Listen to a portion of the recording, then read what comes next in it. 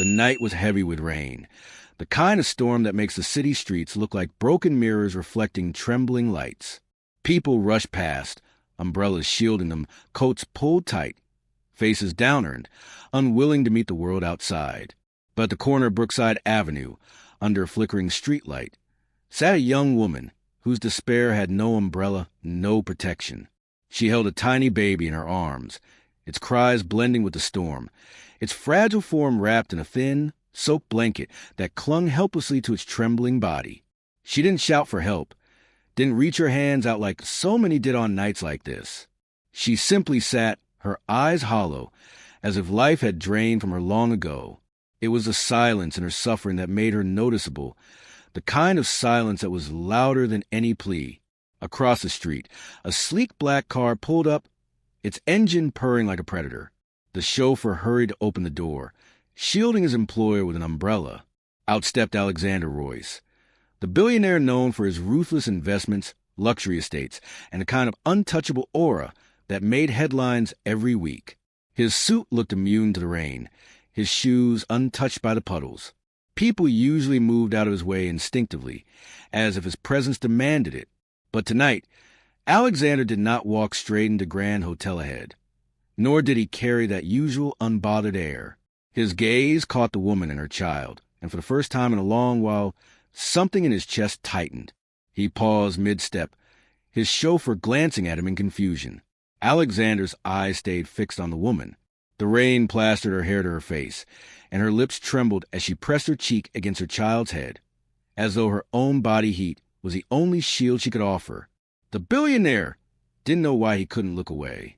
Perhaps it was the way the baby clung to her instinctively, or the unsettling thought that a life so fragile could be fading before anyone cared to notice. He walked forward, ignoring the chauffeur's startled whisper. Each step splashed through the rain until he stood directly before her. She didn't look up at him. Her eyes stayed on her baby, as though afraid he might disappear if she let go even for a moment. "Why are you out here?" Alexander's voice was deep, steady, almost too calm against the storm. The woman finally raised her eyes, and in them was a mixture of defiance and despair.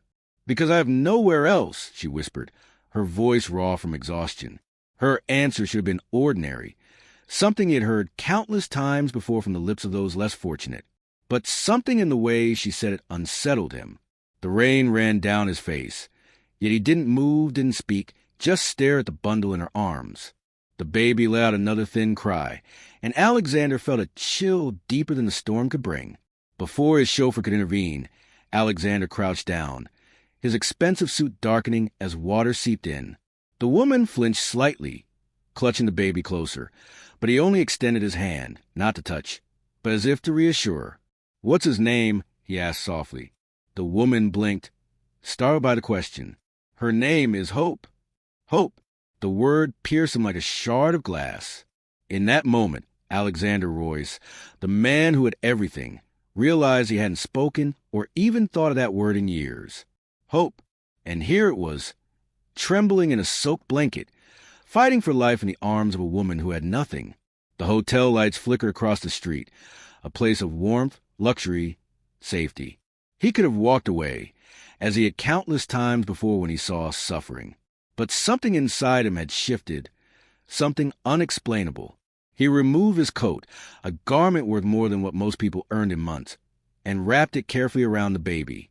The woman gasped, not because of the coat itself, but because of the unexpected kindness from a man whose face she recognized from headlines, a man whose world was galaxies away from hers.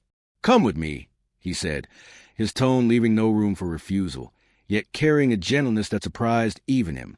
The woman hesitated, her lips parting as if to protest.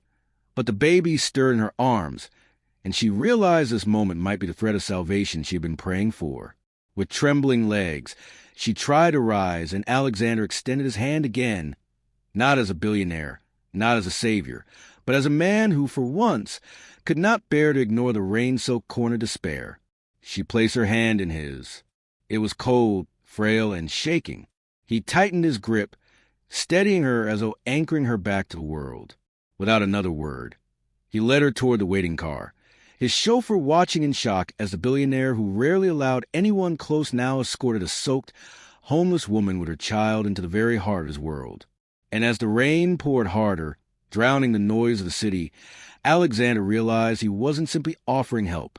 Something far deeper was unfolding, something that would not only change a life, but shatter the walls around his own.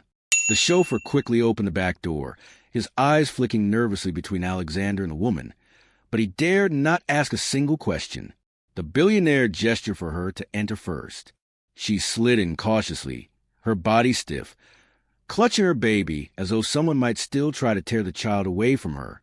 The leather seat seemed too clean, too luxurious for her rain-drenched clothes, and she hesitated before sitting, afraid she might stain what she couldn't afford to touch.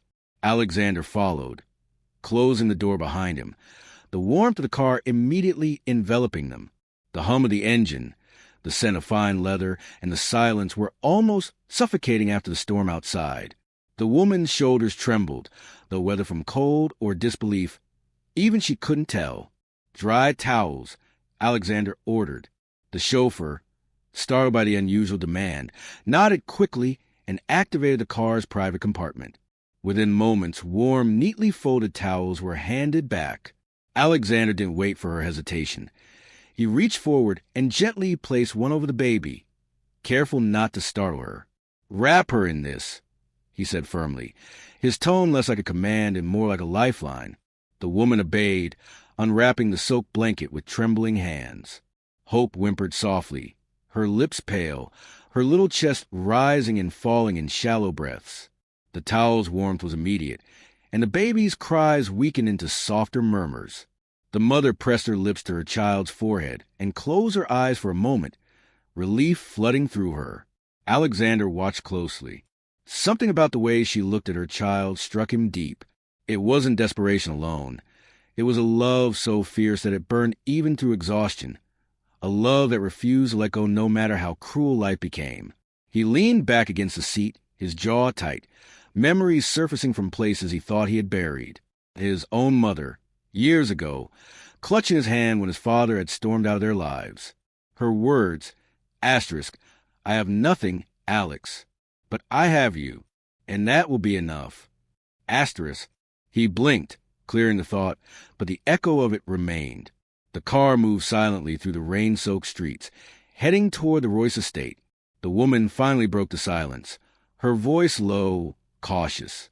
Why are you doing this?" Alexander turned his gaze to her. She wasn't looking at him directly. Her eyes were on the baby, as though asking for hope's sake rather than her own. "Because no one else did," he answered simply. Her lips parted, but no words came out. She pressed her cheek against her daughter's head, unable to understand the sudden twist of fate. For weeks she had been invisible. Just another shadow on the street people hurried past, another forgotten voice swallowed by the storm of the city. And now, she was in the back seat of a car worth more than anything she had ever touched, with a man whose name had been spoken only through headlines and rumors. "You don't know me," she whispered. "No," Alexander admitted, his eyes still fixed on her. "But I want to." Those words startled her. No one had ever wanted to know her, not since her fall from the life she once knew. Her chest tightened as she remembered nights of hunger, doors slammed in her face, promises broken by those she trusted. A lump formed in her throat, but she said nothing. The car finally slowed as it approached iron gates taller than most houses. Security guards nodded stiffly, eyes widening when they saw the unexpected passenger beside their employer. The gates swung open, and soon they entered a sprawling estate, where fountains shimmered under carefully placed lights and the mansion's windows glowed with golden warmth. The woman's breath caught in her throat. It looked like a palace from another world. The chauffeur parked, and Alexander stepped out first. He extended his hand again, helping her out of the car. She clutched Hope tightly, still unsure if she was dreaming. The rain had slowed, leaving the air damp and cool, the estate's gardens glistening with droplets. Inside, warmth and light engulfed them. Marble floors, grand chandeliers, paintings worth fortunes. All of it seemed to mock her torn shoes and soaked clothes. She shifted uncomfortably, feeling like an intruder in a world she didn't belong. Alexander noticed. Without hesitation, he turned to one of the household staff, who had appeared in surprise. Prepare a room, warm clothes for both of them, food, and called Dr. Emerson. His words carried an authority that allowed no delay. The staff member bowed quickly and hurried off. The woman's eyes widened. "No, please, you don't need to." Alexander stopped her with a look, calm but unwavering. "Your baby needs care. So do you accept it?" Something in his tone silenced her protests. She simply nodded, tears threatening at the corners of her eyes. Moments later, she was guided into a guest suite larger than any apartment she had ever lived in. A fire crackled in the fireplace. Soft rugs covered the floor, and a cradle had already been wheeled in. She stood frozen, unable to move, as though stepping further would make it all vanish. Alexander entered behind her, his presence filling the room. He watched as she carefully laid Hope in the cradle, her hands lingering protectively even as the baby drifted into exhausted sleep. For the first time that night, the woman allowed herself to exhale. "Thank you," she whispered, her voice trembling. "I don't know why you're helping me, but thank you." Alexander's gaze softened. He didn't reply immediately. Instead, he studied her, her gaunt face, her weary eyes, the strength buried under layers of hardship. Then he said quietly, "What's your name?" She hesitated, as though the question itself was foreign. "Clara," she finally answered. "Clara Evans." "Clara," he repeated, testing the sound of it. "You won't be sleeping on the streets again. Not while I can prevent it." Her eyes searched his face, trying to read him, to understand if this was pity, charity, or something deeper. She opened her mouth to speak, but the door creaked open and Dr. Emerson, the family physician, entered with his bag. Alexander stepped aside as Clara instinctively stiffened, watching the doctor approach the cradle. "Just a checkup," Alexander assured her. Dr. Emerson examined Hope with gentle precision, nodding approvingly after a few moments. "She's undernourished, but she's strong. With warm food and rest, she'll recover quickly." Clara's shoulders sagged in relief, and tears finally spilled down her cheeks. She covered her mouth, unable to contain the emotion. Alexander looked away briefly, giving her the dignity of her private grief, but the sound of her sobs lingered in his chest like an ache. When the doctor left, Alexander approached her once more. "You should eat, rest. Tomorrow we'll talk." Clara shook her head weakly. "I can't repay you. I have nothing." "You have your daughter," Alexander replied, his voice steady. "That's enough." She stared at him, lost for words. No one had ever spoken to her that way before. As she lowered herself into the armchair beside the cradle, her hand brushing against her sleeping baby's tiny fingers, she realized her life had shifted in ways she couldn't yet comprehend. And Alexander Royce, standing by the window with the storm fading behind him, realized the same. This night had bound their worlds together. Two lives from opposite extremes, now entangled by a choice neither of them had expected to make. The fire crackled softly, filling the silence between them, as both wondered what tomorrow would bring, and why fate had chosen the storm to rewrite their lives. The following morning came not with a storm's roar, but with a gentle silence. Sunlight poured across the Royce estate, breaking through heavy clouds as though the heavens themselves were unveiling something new. The gardens shimmered with dew, and inside the grand house, the atmosphere was equally transformed. Clara awoke not on a cold sidewalk with damp clothes, but in a bed that embraced her with warmth she had almost forgotten existed. She turned her head, and there was Hope, resting peacefully in a cradle fit for royalty, cheeks flushed with a healthy glow of deep sleep. For the first time in months, Clara allowed herself to breathe without fear, without the weight of survival pressing mercilessly against her chest. When she stepped out into the hall, her clothes had been replaced with soft, clean garments that felt foreign on her skin. A maid bowed politely, leading her toward the breakfast room. Clara's steps were hesitant, her hands fidgeting at her sides. The marble under her feet seemed too polished for someone like her, a reminder of a life she had never known and dared not dream of. At the table sat Alexander Royce, his presence commanding even in the quiet simplicity of breakfast. His eyes lifted when she entered, studying her with that same steady gaze that had unsettled her the night before. He gestured to the seat across from him. "Eat," he said, and though his tone was firm, there was a softness hidden within it. Clara sat down carefully, her eyes falling on the spread before her. Fresh fruit, warm bread, eggs, steaming tea. The abundance nearly overwhelmed her. For weeks she had rationed scraps, and now this feast seemed like mockery from another world. But when Alexander's eyes remained on her, unwavering, she finally picked up a piece of bread and bit into it. It melted on her tongue, simple yet miraculous. She blinked back tears, ashamed of her hunger, but too weak to hide it. Alexander watched her in silence for a while before speaking. "Where is your family?" Her hands froze. She set the bread down slowly, her eyes dropping to the table. "Gone," she whispered. "My parents died years ago. I married young. My husband left when I became pregnant. He said he couldn't bear the weight. Since then, it's just been me and Hope. Jobs came and went. Landlords grew impatient, and the streets became the only place left. Every door I knocked on closed. Every face turned away. Until last night." Her voice cracked, but she didn't let the tears fall. She swallowed them, like she had done countless times before. Alexander leaned back in his chair, his jaw tightening. He knew abandonment well. His father's absence had carved a hollow space in him that no wealth could ever fill. He recognized the quiet steel in Clara's voice, the way she had endured alone for the sake of her child. It stirred something in him that went beyond pity. It was respect. "You were not meant to disappear into the shadows," he said finally. "I don't believe chance placed you in that storm last night. It was something else." Clara looked up at him, her eyes searching, wary of such words. Life had taught her not to believe in miracles. Yet here she was, across from a man who seemed as though he could move mountains, speaking as if fate itself had intervened.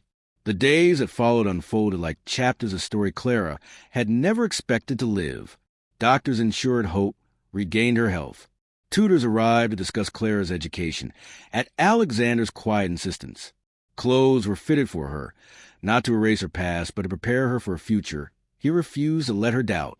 The staff, though initially startled, grew to admire her humility and the way she refused extravagance, always choosing simplicity even in a palace of excess. But more than the comforts, it was Alexander's presence that anchored her. He did not shower her with empty promises or drown her in pity. Instead, he listened. In long evenings by the fire, Clara told him stories of her childhood, of laughter before sorrow, of dreams buried under hunger and rejection.